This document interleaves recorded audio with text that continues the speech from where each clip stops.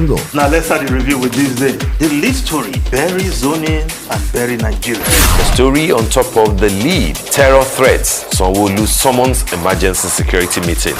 Last but not the least is the story on the window. At 70, Buhari extols Daisy Danjuma's years of service. Join the front page review at 7 a.m. every weekday from VOP 96.1 FM.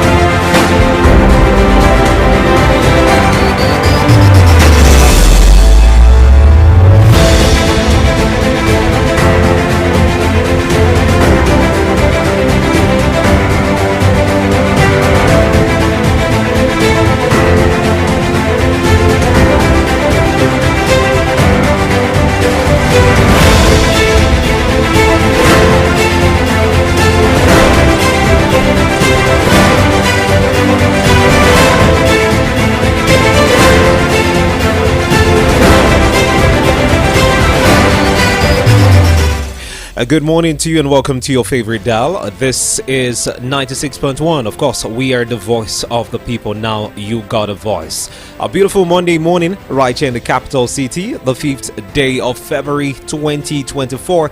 It feels so great to be back on the mic. Fresh week, fresh opportunity coming your way, and of course, fresh new headlines that we will be discussing right here on the front page review. Welcome to the show.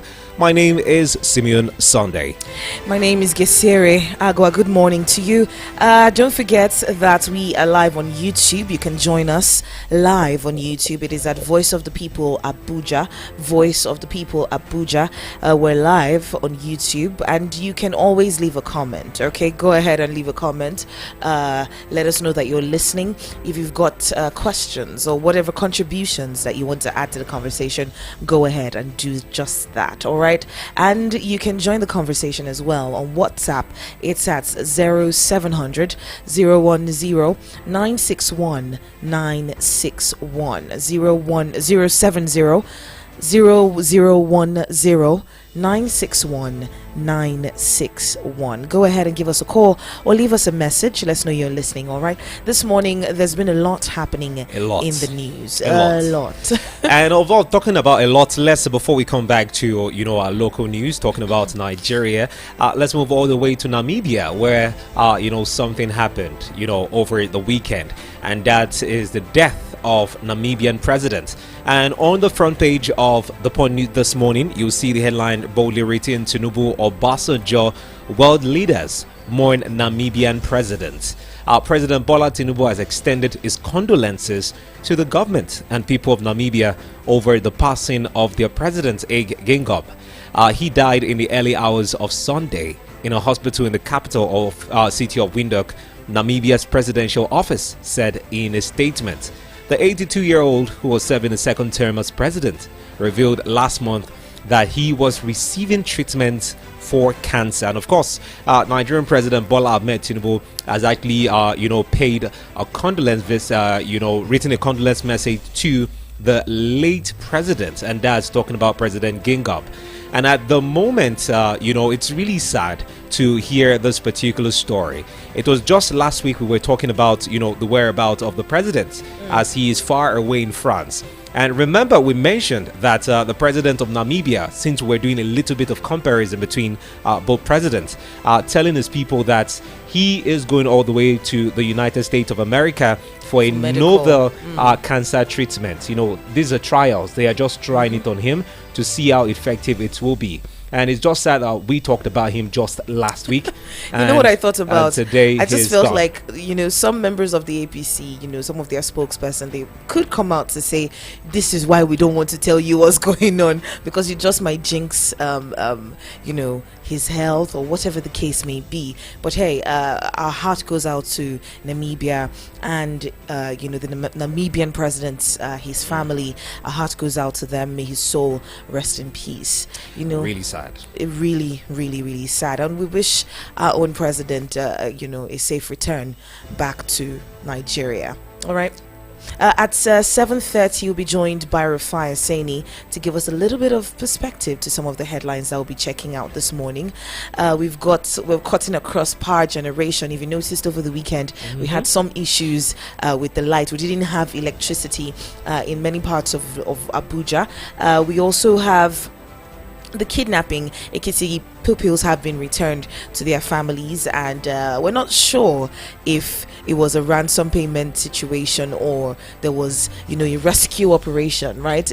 I was watching a video yesterday on TVC News where the spokesperson for the government in Ekiti State, right, he was speaking and he was asked, and he was saying it was a collective effort, collective effort. Them. Exactly. When you hear some of the politicians speak like this, you just wonder. We had, who was that talking about people paying ransom, that we are encouraging them, we're encouraging the kidnappers to do more, and now look at it. That is the first public relation officer, that's Muyiwa Adejobi. Yes, it was one who made that statement, I think sometime last week. But it is really pathetic. But before we get to talk about the released Ekiti people, let's just talk about the power generation in the country. So it is reported on the Punch that power generation crashes to 0 megawatts as grid collapses. Power generation on the national grid crashed to 0 megawatts around 1 p.m. on Sunday as the country's grid witnessed a nationwide collapse. Data obtained from the Power Ministry showed that electricity generation dropped from about 2,407 megawatts around 11:53 a.m.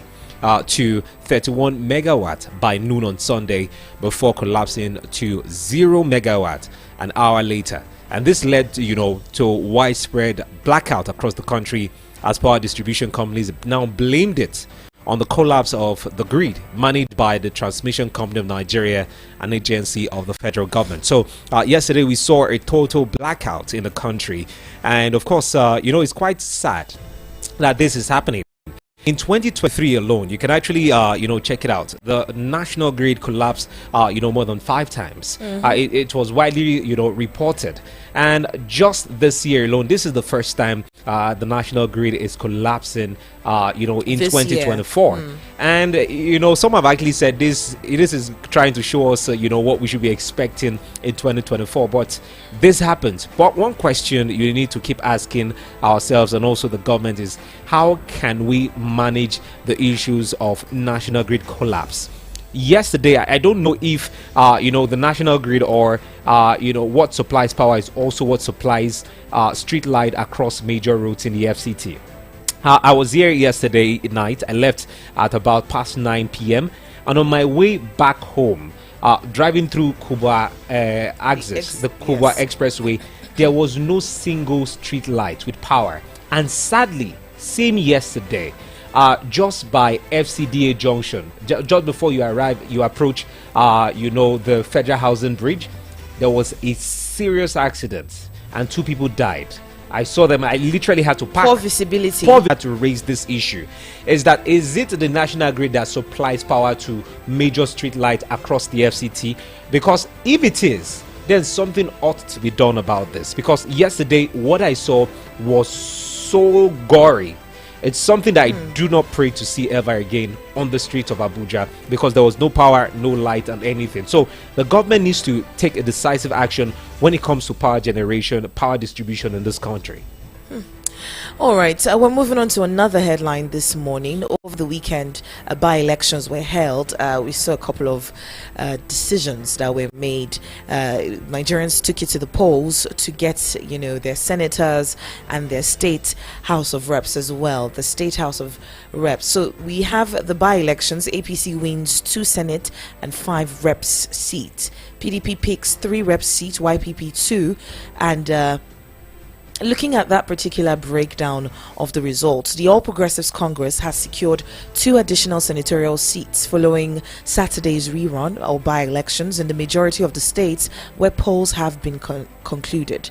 In the APC won in Yobe East, Ebonyi South senatorial districts, according to INEC. Now we have 2 senatorial seats becoming vacant when Ibrahim Gaidam, that's the Yobe East, and Dave Umahi, Ebonyi South, both of the APC, resigned after their ministerial appointments by President Bola Tinubu. Now, the APC senatorial candidate Musa Mustafa, who's also an in-law to Gaidam, was returned elected after scoring 87,778 votes to defeat his closest rival, Aji Kolomi of the PDP, who obtained 18,878 votes. In Ebonyi State, Professor Anthony Ani, a lecturer with the Federal University of Technology, Owerri, was returned elected as senator for Ebonyi South after polling 46,270 votes to defeat his closest rival, Ifeanyi Eleje of Abga, who garnered 3,513.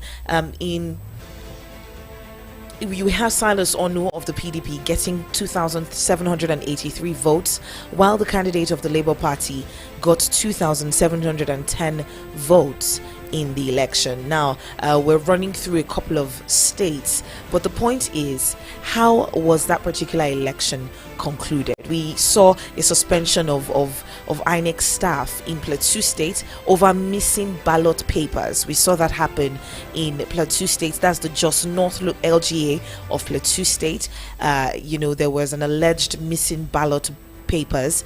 Then there also was a man who was stabbed to death trying to prevent ballot box snatching in Kaduna State. There were some thugs that came to the place, and a man who's been identified as Mansour Shafiu has been killed by a thug as he tried to prevent a ballot box from being snatched in Igabi LGA of Kaduna State at the just rerun elections. Simeon, we thought we've moved past this issue of violence in our elections. I mean, this was what INEC promised us, that with the coming of the equipment, the coming of the equipment, right? You have a situation where all those violence, all the ballot box snatching, it would be rendered useless in this particular elections, right? Since the 2023 elections. So what exactly is going on? It's really sad when it comes to election and you get to hear about violence. You get to hear about pockets of thugs snatching ballot boxes. For those who know me, I love dragging my state into conversations like this. Despite the fact that the by-elections happened in about 26 states of the federation in the country, and of course this basically was to fill about 57 legislative vacancies and 26 states in the country where elections happened. In Taraba, we heard a report of INEC stating that the election was inconclusive. And this is because of some pockets of violence and of course discrepancies in the results that we saw from Taraba State. And now talking about my home state, Akwa Ibom, which used to be very, very peaceful even before now. In Akwa Ibom, I called a few friends of mine. There was late commencement of voting, across several polling units in the state, because election happened in 20 polling units in a particular, state constituency, Ibiono. And in the same Ibiono constituency, there were reports that thugs came in and snatched ballot papers at the ballot boxes and ran away with it. And you get to ask yourself, what is the role of our security agencies in ensuring that we do not see this happen? This is the same story we get to talk about every electioneering season, whether it's the general election, whether it's by-elections that happen in the country. The question is, how can our security agencies stop these elements from frustrating the efforts of every average Nigerian who go out there to vote for who they think should actually, lead them in this country. It is pathetic, it is sad, it is totally unacceptable that this has now become a norm. And nothing has been done about it, especially with our security agencies. And truly, let's also call out the security agencies, because some of them are complicit, with all that's happening in this country, especially when it comes to election violence. Simeon, I've always wondered the role of that particular security operative who sits there during the elections, right? You just get to wonder, what are you doing there? You do not have guns to defend, lives. Should any thugs, come with arms? Should any thugs visit that place with arms? You don't have anything to use to defend yourself. Talk less of defending Nigerians. It's really right? sad. It's such a messy situation that we're in. But we'll be trying as much as we can to reach out to El-Rufai so he can lend his voice in this particular conversation. Okay, before we move on, I don't know if you saw the video of and it's a good one, that Nigerians are now taking responsibility. Nigerians are now ensuring that they actually lead from the front when it comes to election matters and choosing their favorite candidate. I saw a video from Akwa Ibom State where one of the officials brought an already filled ballot paper. Even before the election started, it's been thumbprinted. Results have been written on the paper even before the election started, and they caught the person. And trust Nigerians with jungle justice, which we strongly criticize on this platform. Good morning, Mr. El-Rufai Saini. Morning, Jesse. Good morning. Morning, Simon. All right. Talking about the elections, I want to sing this morning. After the 1983 elections, 83 to this time is how many years ago? That's 41 years 41. ago. The last sang a song, and it was a part of the soiree of the song he sang. He sang Babala Nonsense. Our people don't go vote. We're going to get millions to millions. Now election beat this Babala Nonsense. Babala nonsense. I never knew you were such a great singer, El-Rufai. Babala nonsense. So, like Fela asked 41 years ago, after the 83 elections were botched, were big nonsense, rigging, all the shenanigans possible. I ask again, were these elections nonsense? INEC has failed again. So what are we going to do to INEC? Nothing will be done because the stakeholders are not ready to change things. Look at the sham we had, where you thought INEC was going to salvage all the disgrace from the 2023 elections. Till today, INEC has not still told us what happened to the server, why they could transmit other results, why they could transmit the results of the same elections held that day, the senatorial results and all of that, but they couldn't transmit the presidential election results. Now you say they are writing things with sheets before the election were held. They did it in Kogi the last election. What did INEC do? INEC didn't do anything. Or maybe they rectified, they did elections in some parts. So what happened? Did it change the overall outcome? We're just joking with ourselves. These by-elections were a big sham. Until we decide to tell ourselves the truth, the country will not move forward. So Fela was a prophet. Fela's song of Babala nonsense about the elections that he sang 41 years ago as a result of the outcome of the elections are still up still today. So what have we done? We've gone worse in 41 years. That's what it means. Mr. El-Rufai, when it comes to elections, right, and when it comes to INEC, rather, we have the head of INEC who is appointed by the president. Is it possible in any That's way? the problem. Yes, see, that's the problem. The head of INEC, if you go and read the Ways report, should never be appointed by the president. There should be another independent party, a coalition of political parties that vets who becomes the head of INEC. That's the number one problem. As long as the head of INEC is appointed by the president, forget it, you can't have elections. But I find it. Mr. Rufai, if we now trickle it down, we have Rex, we have returning officers, we have INEC staff who are the head in their different states, right? We saw the case of Binani, right, where she was announced before the results even came out, right? In that kind of situation, this isn't even the INEC chair. Now, this is somebody in his own state. What then can we do about the integrity? Yes, the returning officer. What then can we do about the integrity of the individuals that we're putting to head the different states? Because once your integrity is compromised, then we're not going to have, just results. Yes, you are speaking very big English. Your English is too much. Also, Ibuju. Guess where is Harry today? The man that did the shenanigan in that Binani's case. Where is he today?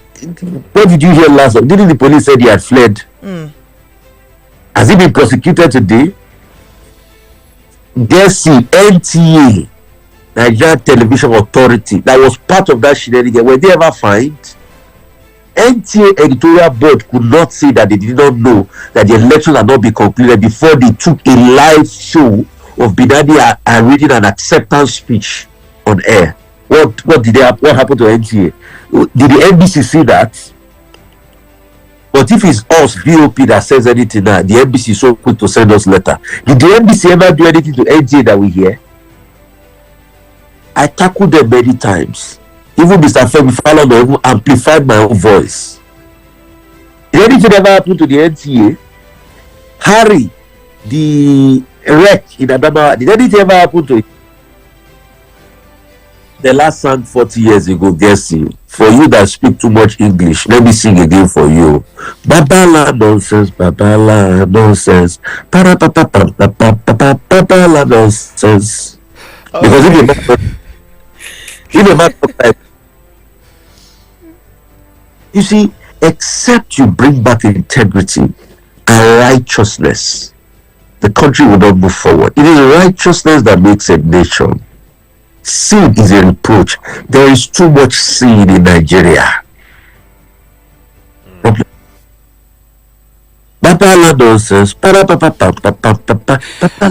Okay, let's move away from the elections and let's touch on security for a bit.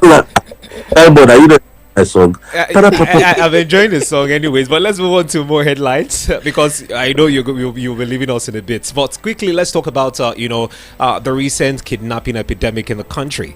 And according to the Punch, it says fundraising for ransom persists, and Ekiti pupils, families had to pay 15 million naira, to salvage the situation. And we've seen that despite the warning by the federal government, against crowdfunding for ransom, just as we've seen, especially with the Nabia's case, where Issa Pantami, the former communication minister, was the one that, in a way, spearheaded, crowdfunding for the Nabia family.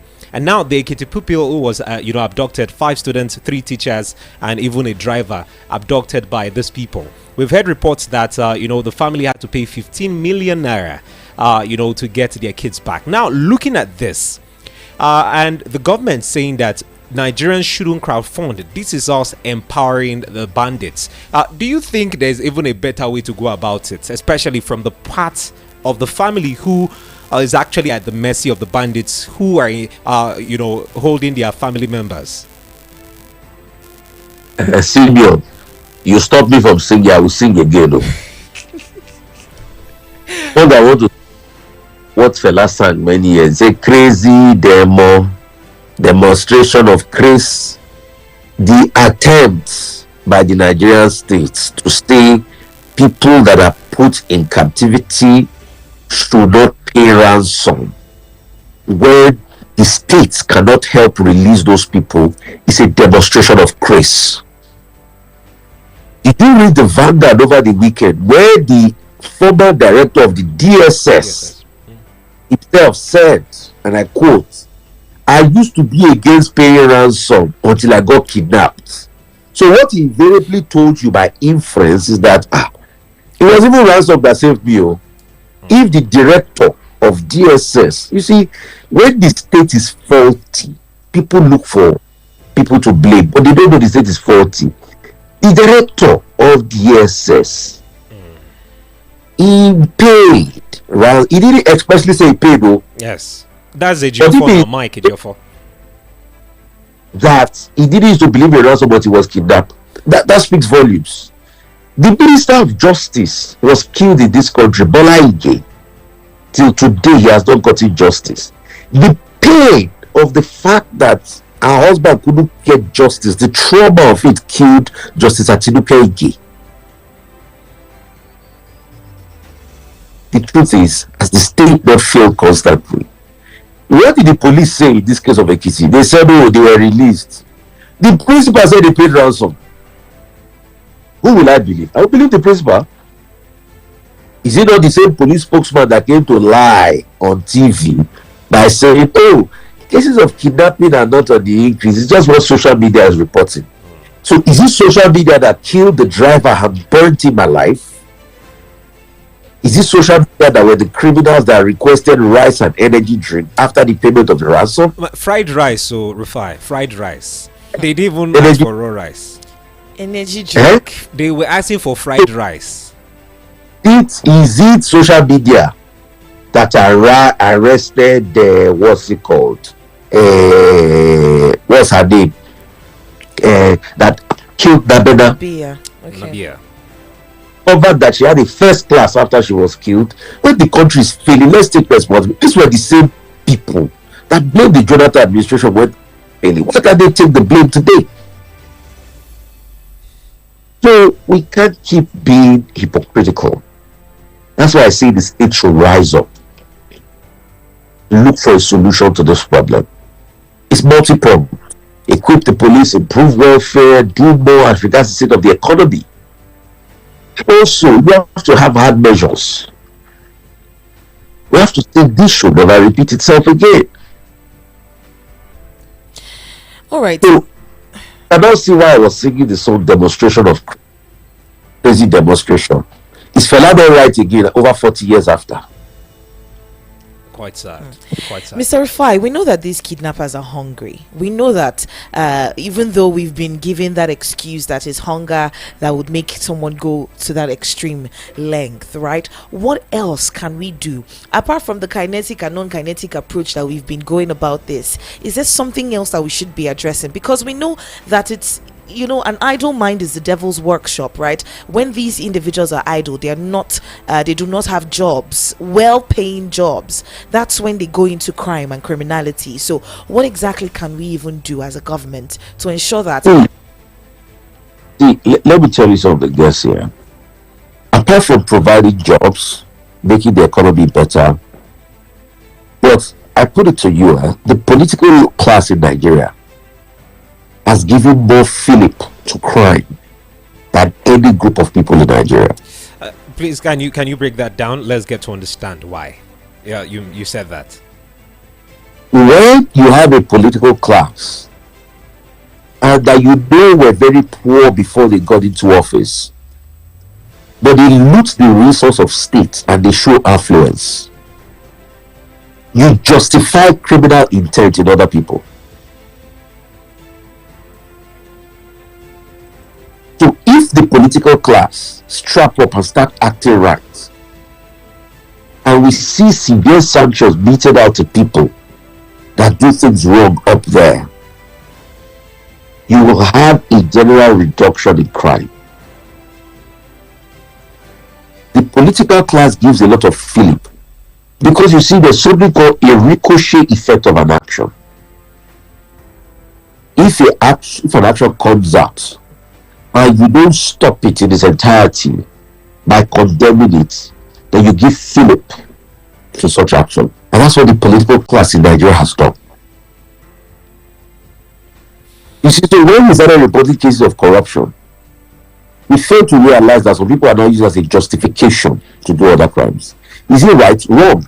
The leadership must be the way. Secondly, you must be able to have leaders that think of the next generation. See, in 1983, 82-83, after the Betisani riots in Kano, there was a panel of inquiry set up to ascertain the reason for the riots, and they discovered there was massive unemployment and all of that. If Nigerian government was planning, they should have been able to create a lot of economic viability in parts of this country to be able to avert incidents like that in the future.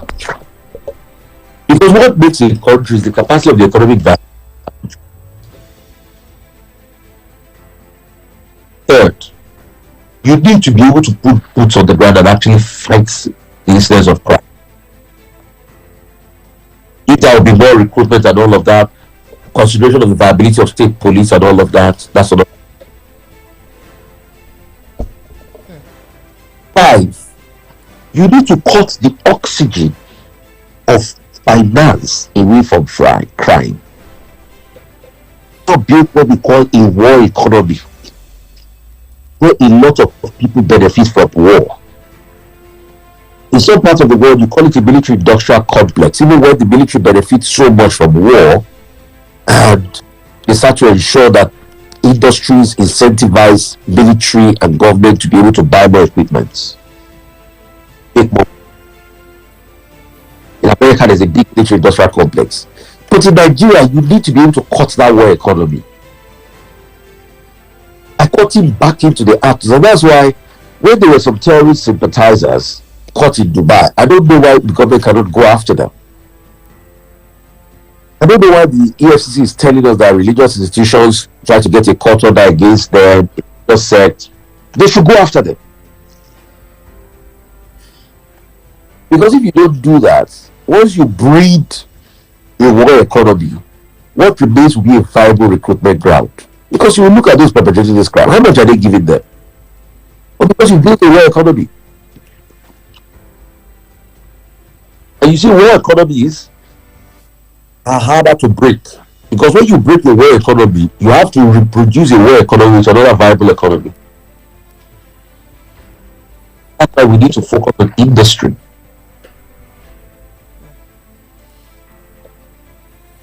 Okay, no problem. Thank you for that one. Quickly, let's share one more headline before we call it a wrap.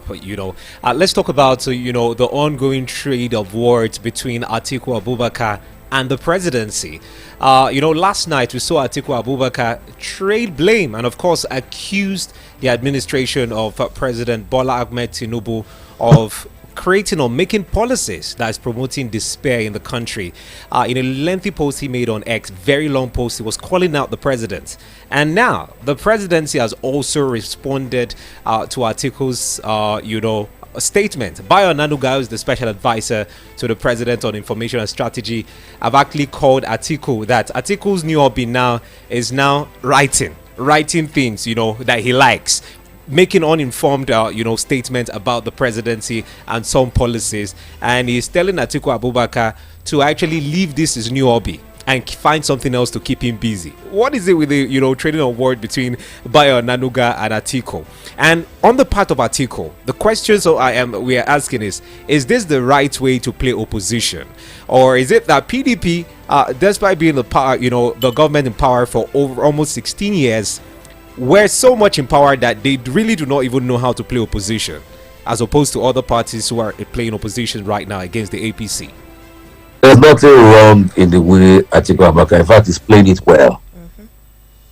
The only time I would just say what you should also do is get more research departments in plain opposition and have more things to hit this government on, because there are really more areas that they've not even looked at.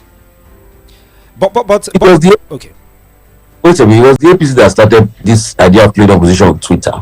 So there's not that Atiku is doing. The question I keep asking is, has anything Atiku said, is he wrong? Pick out the line. If you can't pick out the line, forget all this guys attempt to twist data and all of that.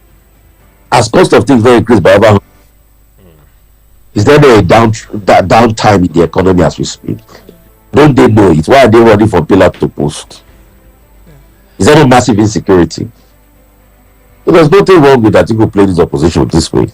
There's nothing wrong with it. But the question is it even effective in the first place? We saw how APC played, in fact, even before they became APC, how they played opposition when PDP was in power and how they took over power. Their opposition went beyond social media. We saw physical actions being taken. Simon, is it effective? It's not effective, and Bayo Onuga is responding. Power for you. It's not effective, and Bayo Onuga is responding. what I'm trying to say in essence is, yes, we know that there are banters on social media, but the APC went beyond social media. They had physical activities to back up whatever they were pushing on social media. Yeah. Activities like what? Like derailing Nigerians with the fuel subsidy protest. That was a scam. Nobody will deceive that they did. But what was the effect? Hello? What was the effect? We saw that, after that New Year announcement by Goodluck Jonathan, he didn't win his second term bid. He didn't win his second term bid. Exactly. So people lose. It doesn't matter. It is for the opposition to do what they did. People lose elections. So it's not because of the fact that some misguided APC people now that we knew they went out to protest then and lied to people. And the same now, the thing Jonathan did then is the same thing that they are doing. They are removing subsidy. Did you watch my interview with former governor of Ogun State and APC chieftain when I asked him the same question? Did you watch my interview with him when I asked that? Oh, but you people said Jonathan was wrong for removing subsidy. What changed? Did you see how he was stuttering? They showed you that what they did was was not true, was a lie, just to get into power. People lie. Politicians are liars. They lie a lot. But the question is, it worked in their favor. That's the point. What? No, I'm not saying it worked in their favor because Nigerians were discontent. Jonathan had his flaws. Don't get me wrong. There's massive corruption under Jonathan, right? But I'm saying if you are going to hold people accountable, there are many other facts of things happening in the economy that Atiku can research on. Put out there. But there is nothing wrong with how they are doing the opposition now. In fact, it's hitting President Tinubu's administration. If it's not hitting, Bayo Onuga will not be reacting. Mr. Rufai, I think the question is, beyond trading words, what else can an opposition do to remain a viable opposition? Is there something else that they can do? So the truth is, what an opposition pretty much does everywhere in the world is staying in the face of the government and holding them accountable. In some climes, they are able to do that. That's why you have the Her Majesty's leader of the opposition party. They lead protests. They do all sorts. But in this case in Nigeria, the country is quite fluid as we speak. The best they can do is what they are doing. All I would just advise them is do more research. We need to get more empirical facts. And also work with whistleblowing authorities in the media to be able to reveal the shenanigans of the government. Like Delegate said, it is the role of the government to hide the facts. It is the role of the media to remove the fact out for a better nation. So they are not doing anything more they are doing. If they call for a protest now, it is this same government at the DSS that we say they saw anarchy.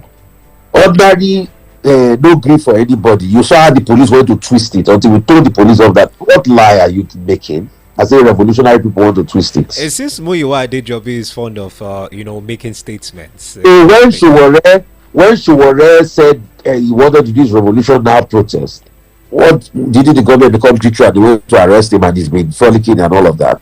So the best thing what they are doing to keep the government accountable on their toes. That's what opposition is. All right. Thank you.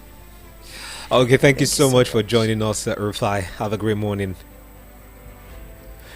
Okay, we just spoke with Rufai Oseni, and it's 8 o'clock on the dot. So we quickly go pay some bills and we'll be back, to discuss some more headlines. Remember, we are live on YouTube. Feel free to drop a comment and subscribe to our YouTube page at Voice of the People Abuja. The YouTube page is Voice of the People Abuja. Join us and join the conversation. Of course, you can also hit us up via the studio number or send us a message on WhatsApp. It's at 0700 010 961 961 0700 010 961 961. Go ahead and give us a call, but let's pay some bills.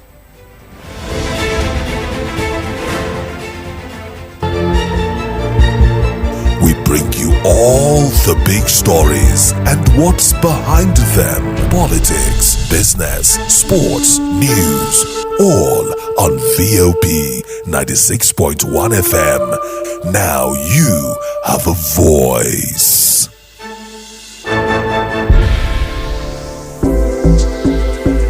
As a sharp business owner, you know you need to advertise your business, right? Don't lie, you need the adverts. So what better platform to advertise than with VOP 96.1 FM? Our rates are friendly, our reach extensive. Take that bold step and advertise that business today. Give us a call on 080-766-06162 or visit our office at number 4 Ogbomosho Street, Romeo's Pizza Building, Area 8, Abuja.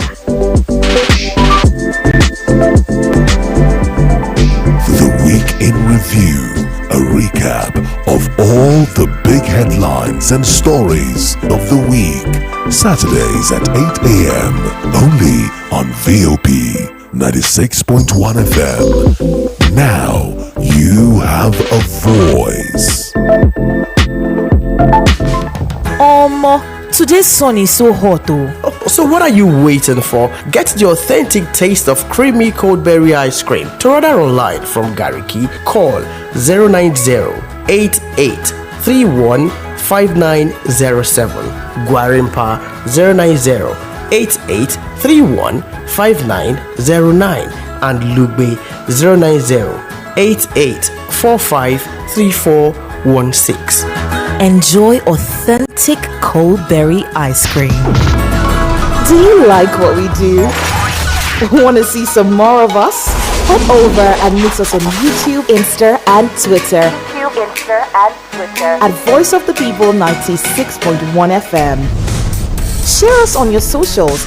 Tell everyone. Send us a message. We'd love to hear from you. Follow us at Voice of the People 96.1 FM. See ya.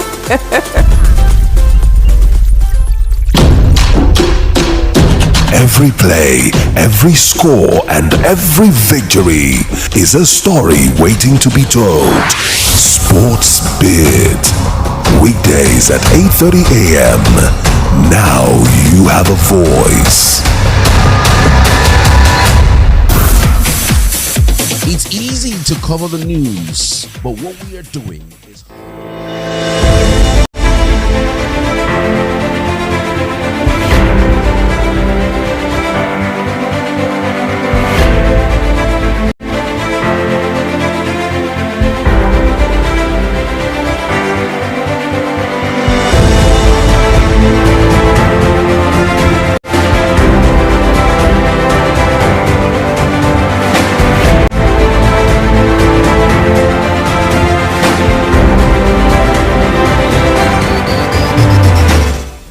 Welcome back. This is Frontpage Review on Voice of the People 96.1 FM. Good morning to you if you're just tuning in.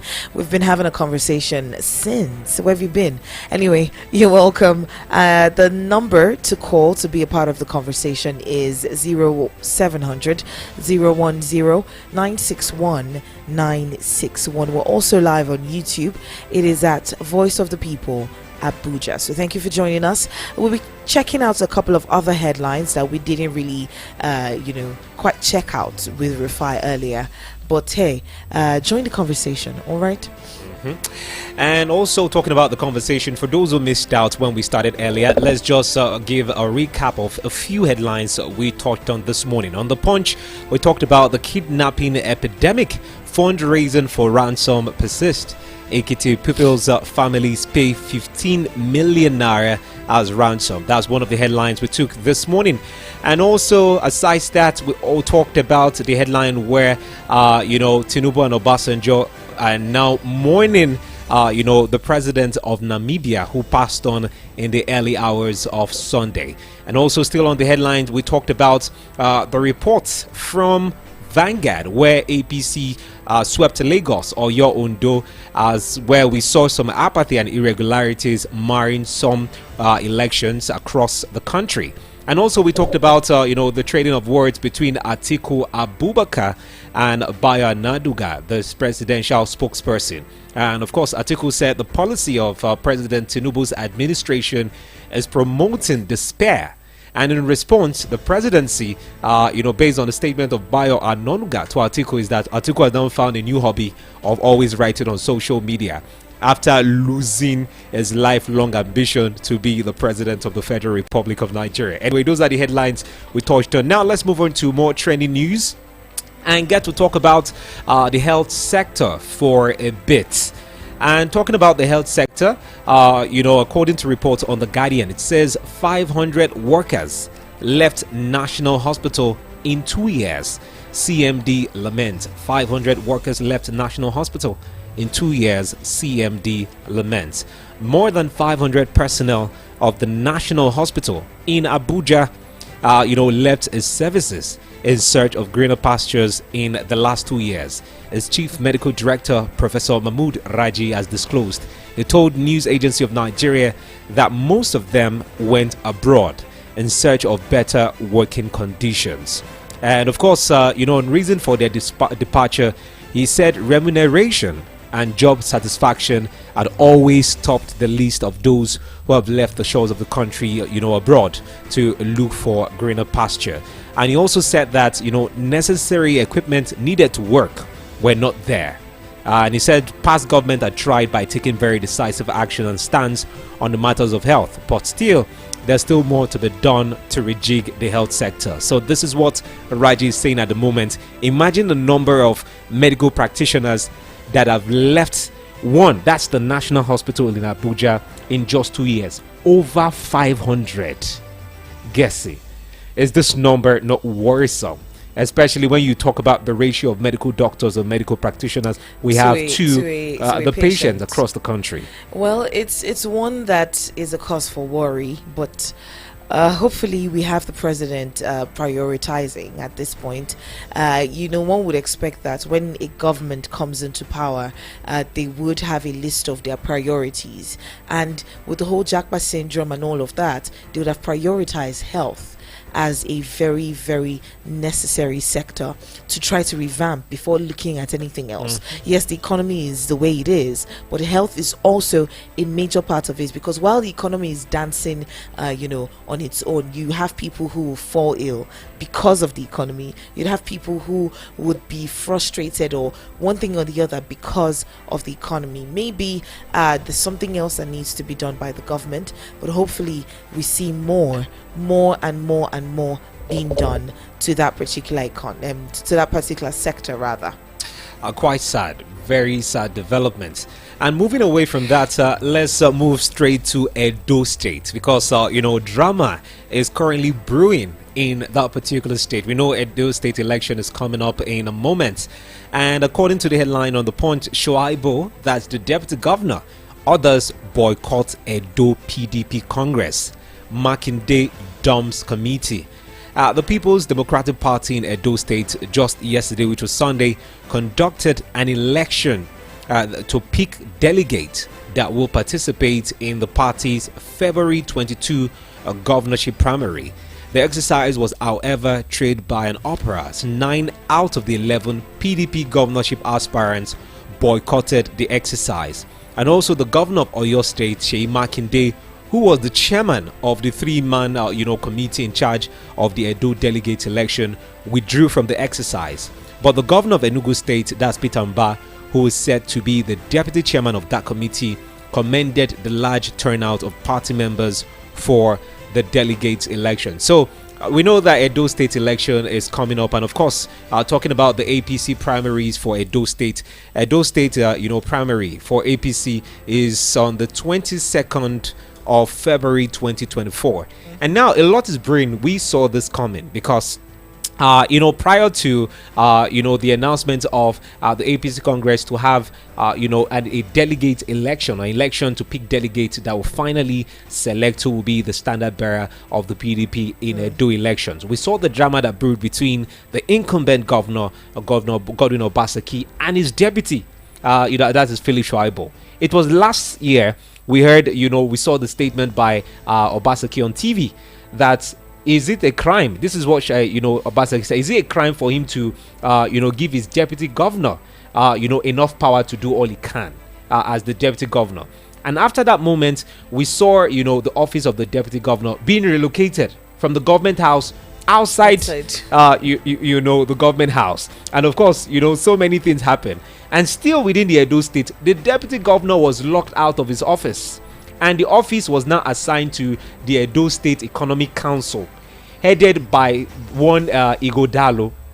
That's Aswe Igodalo. And the same Aswe Igodalo, just 2 weeks ago, threw in his hat into the ring that he wants to contest as the governor of the state. And for people in Edo State, they know that they've actually said this, that it is time for power to rotate to, you know, Isha at this point. And we know that Phyllis Shaibu is not of that particular, you know, region. And Igodalo, according to multiple reports from Edo State, is one who's been tipped to take over, you know, from Godwin Obaseki. And some have actually said, no wonder Phyllis Shaibu have decided to boycott the PDP Congress election, that he is not part of it. Makinde, who is the chairman, also did not even show up at all. So this goes to show that there might be some kind of bad blood happening within the structure of the PDP in Edo State.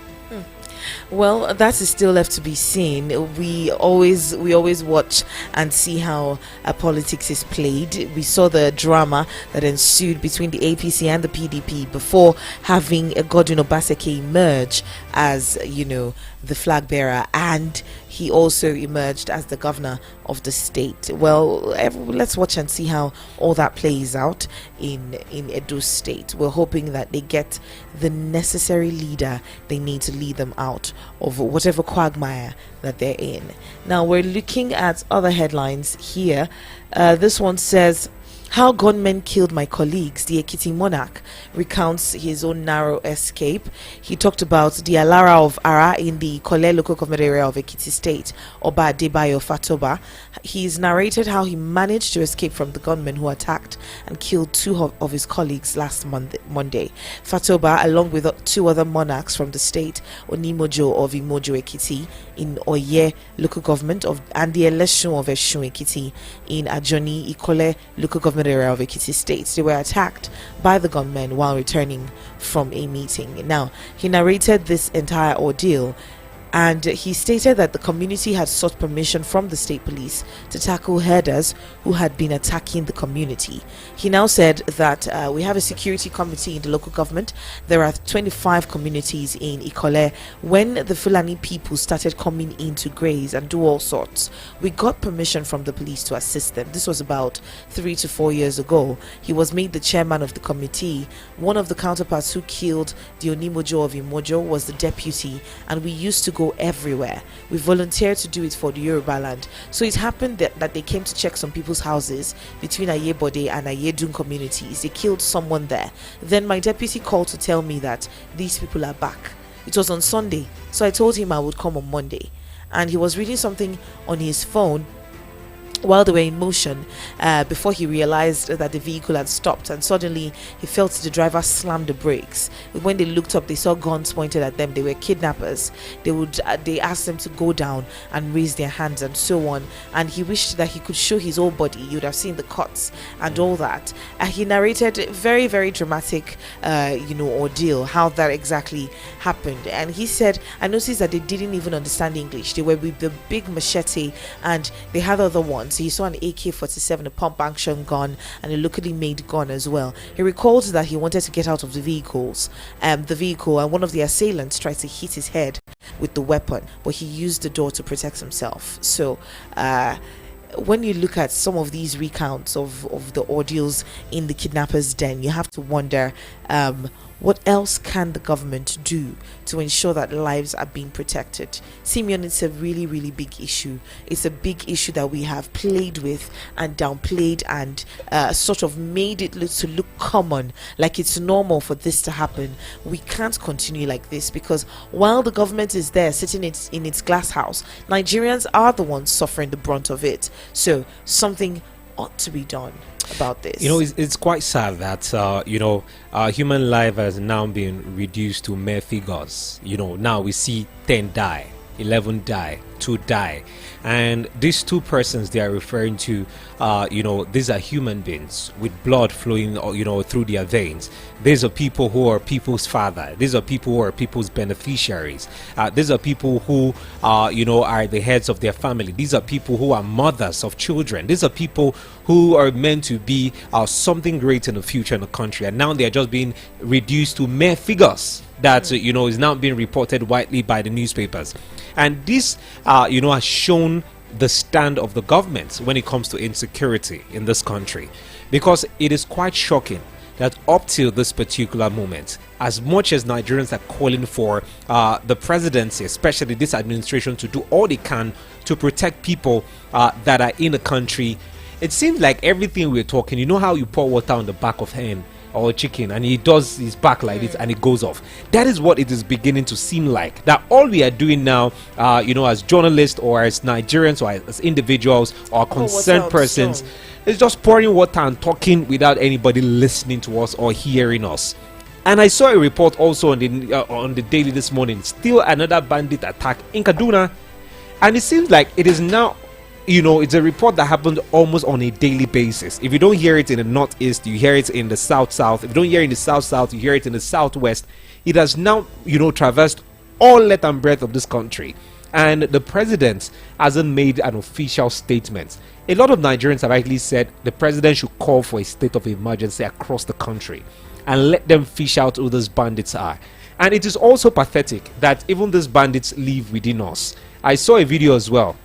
I don't know if you saw the video of somebody carrying cooked soup, gari, semo, and spaghetti on a bike. He was accosted by vigilantes because he was taking it in Delta State. He was taking it to the bandit hideout. This is what they feed, their victims when they are kidnapped. When you see things like this, it is not enough to only call on the government. We should also, as Nigerians, be responsible Nigerians. Take responsibility. We know these people. Is it not people that buy fuel to take to bandits inside their camp for them to fuel their bikes to commit this havoc? Is it not people buying guns for them? And the caliber of guns these guys are carrying is not the type that even policemen are using. You heard the report of these bandits. They were asking for fried rice, and it's shocking that people who would demand for a ransom of 150 million naira, and they will be paid 15 million, and they will pay you 15 million naira, and you are begging for rice. That is to show that there are people benefiting. There are people, in the top echelon of these people, whereas those bandits, those ones committing this havoc, they are just figureheads, just roaming around looking for who to pay, and they are giving stipends. It's about time the federal government find the financiers of terrorism in this country. Until that is done, we'll always cry out like this on newspaper, on the front page of the newspaper, almost on a daily basis, and it will always seem like nothing will be done about it. And quickly, let's get to talk about the EFCC right now. And on the Vanguard, it says Sharia Council to EFCC expose religious sects sponsoring terrorism. Expose religious sect or sponsoring terrorism. And of course, a part of the deck says decries formation of all Christian Security Committee in Plateau State. The Supreme Council for Sharia in Nigeria, known as the SCSN, has challenged chairman of the EFCC, Ola Olukoyede, to expose the religious sect sponsoring terrorism in the country. And for those of us who can recall that EFCC chairman just last week, revealed that that's EFCC, had uncovered how a religious sect in the country was laundering money for terrorists. And I remember him making that particular statement, and Nigerians were calling for, the Olukoyede, that he should ensure that those sponsoring terrorism, those laundering money for terrorists, should be fished out. If they've been identified, let them be named and shamed and also be prosecuted. And also, we just saw the statement of the president of the Sharia Council of, in Nigeria. That's Sheikh Abdul Rashid Hadiyatullah, who actually made a statement. Even the secretary, Malam Nafiu Ahmed, yesterday said that they are demanding proper legal action against those found complicit in financing the activities of these terrorists who are here undermining our country's security. And of course, they also called on the EFCC to ensure that they expedite the release of the list of sponsors and collaborate with the relevant authorities to ensure prompt legal actions are taken against those identified and ensure they are prosecuted. You know, it's really sad that the insecurity in the country is now becoming a problem. And it is not just enough for us to keep talking about it. The government needs to take responsibility. And also, this is us calling on the EFCC.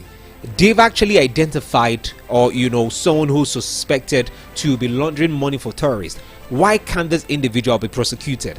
And this brings me to the place of the judiciary in the country. Remember when Olukayode made that statement just last week about this clergy man or woman who has been siphoning or laundering money for terrorists, stating that these individuals have now gone to court to file a suit asking that EFCC should not investigate them, should not arrest them. So now when you see cases like this, you get to ask yourself, is our judiciary complicit to some of the issues or the crimes we are seeing happening? Why are individuals, why are terrorist sponsors, terrorism financiers now using the court to shield themselves from being prosecuted by agencies of the government? I know that we keep dragging and calling out the agencies of the government, but we should also call out even our judiciary, who have now been used as tools by these individuals who do not want to be prosecuted, who do not want to be arrested or even investigated in the country. And something ought to be done about this worrisome trend in the country, because if these terrorism financiers see the court as a means to evade any form of arrest, others will also follow suit. They will always keep doing this, getting an injunction from the court so that they are not being summoned by either the police, the military, or even the EFCC, especially when they trace monies into their accounts. Something ought to be done about this. The judiciary needs to do better. Agencies of government needs to do better, and also religious organizations and bodies also needs to do better when it comes to fighting terrorism in this country, because it's a holistic fight that all of us as Nigerians ought to address as a people. Hence we'll keep hearing or talking about issues like this. And away from that particular report, let's quickly move on to more trending headlines making the rounds right now. And of course, today is World Cancer Day. Yes, for those who do not know, World Cancer Day 2024. It was just yesterday, I beg your pardon, the 4th of February 2026. And of course, a lot of Nigerians are calling for urgent care for cancer patients. And Remi Tinubu, the First Lady of the Federal Republic of Nigeria, according to the headline by Daily Trust, is now urging for care for cancer patients. The First Lady, Senator Oluremi Tinubu, has urged Nigerians to continue to show empathy, care, love and support for cancer patients and survivors.